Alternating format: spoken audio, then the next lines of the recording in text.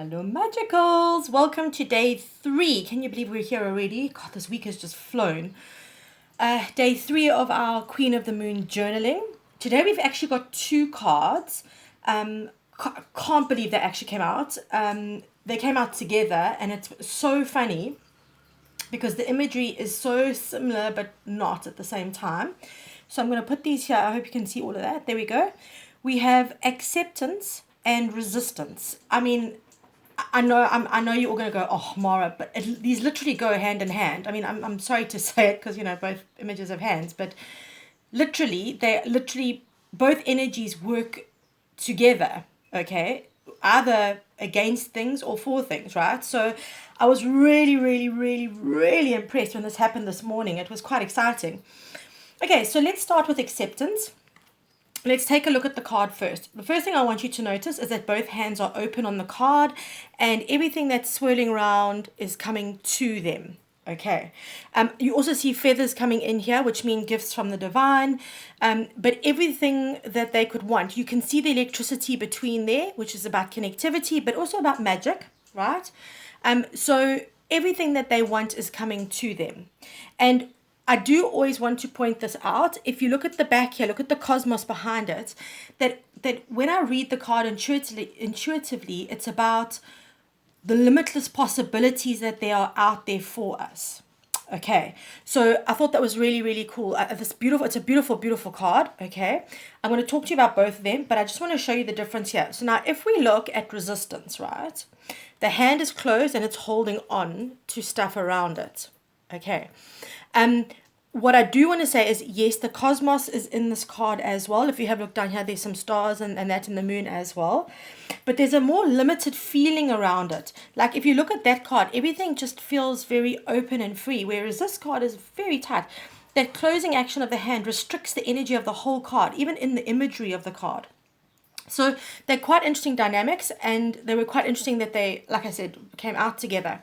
All right, so let's look at acceptance. All right, so what do we know about acceptance? Right, actually, you know what I'm going to do? Put that there. We're going to have to share this, but we'll put that one there. Right, okay. So acceptance for us is really all about, I actually use the word radical acceptance. When things start happening to us, it's about us processing, stepping back, not being completely and utterly caught up in the moment of what's going down, and taking a moment to review the situation and find out what it's teaching us, what it's bringing to the table. Is it clearing anything? Acceptance is about just saying it is what it is and it is what it's meant to be. Okay, that is complete and utter radical acceptance, where there's no trying to control outcomes, no trying to think, oh, this is what I need, that's what I need, none of that stuff, right? So acceptance is about going, it is what it is, but it's also about being open to receiving. Okay, so it's about receiving what's going on as it is, but also about actually being open to receiving physical stuff like manifestations and loves and jobs and. Okay, so we carry like a dual energy there as well. Now, when we bring the resistance in over here, okay, I'm gonna put that there. Resistance is a stop energy. Acceptance is a go energy. Resistance is a stop energy. This normally happens through fear, okay, which we're going to talk about in the questions. But we normally resist something that is a fear for us. And by that I mean, if for example, you just say you want to write a book, but you're procrastinating writing the book. We need to look at the question there then. What is it about writing that book that scares you? So is it that if your book is published and it's successful, what is that going to require of you? Are you going to be able to change to align with that? Those are the kinds of questions we need to look at resistance. It can, on the other side of this, also be a resistance to something because there is a part of you that needs to heal before you are comfortable with that that energy, okay, that whatever's being presented to you that you are resisting, okay. We can resist in many ways. The main way we resist is by procrastination. That's absolutely categorically the first kind of telltale sign is procrastination, or we just avoid something, we ignore it. Those are the kinds of energies that work around resistance. Okay. All right. So what I want to say to you here is I've got 2 keywords for you. I'm going to start with your keywords today.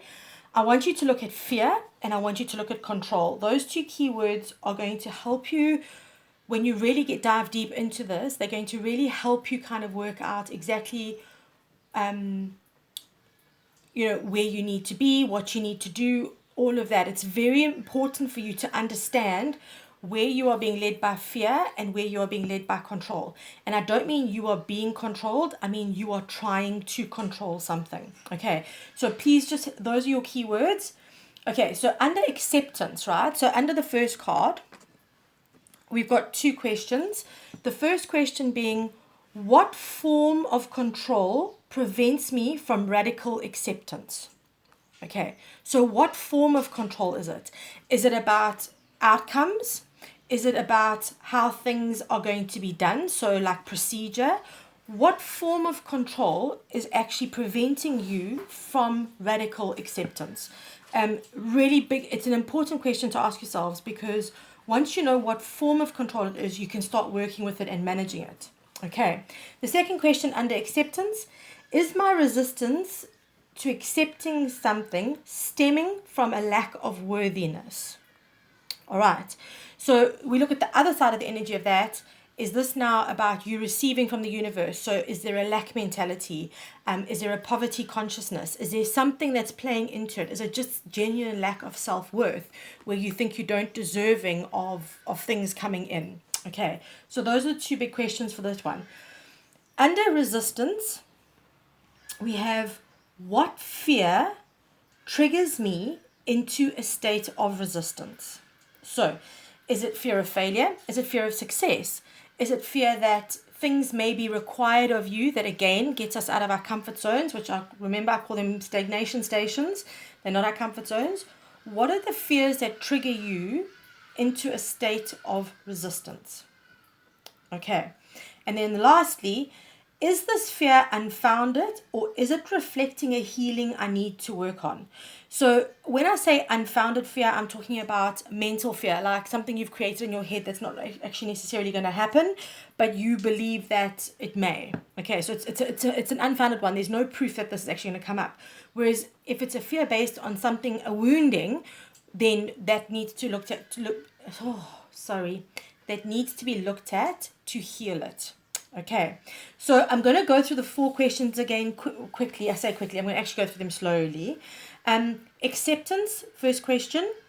What form of control prevents me from radical acceptance? Okay, number 2. Is my resistance to accepting stemming from a lack of worthiness? Okay. Resistance. Question 1 under resistance. What fear triggers me into a state of resistance? And then the second question, is this fear unfounded, or is it reflecting a healing I need to work on? Okay, guys, I thought this was a really interesting juxtaposition of energies. So I'm really hoping that it's helped you. I hope that you align with this. Again, guys, let's get interactive, talk about this. This is something, the acceptance and the resistance, particularly the resistance, and what it's going to ask of me is something that I'm working with at the moment. So it should be interesting to see what comes up. But again, please just let me know how you're finding this. Is the format working for you? And I am sending you so much love and wishing you the most beautiful day. I'll catch you tomorrow, guys. Big loves.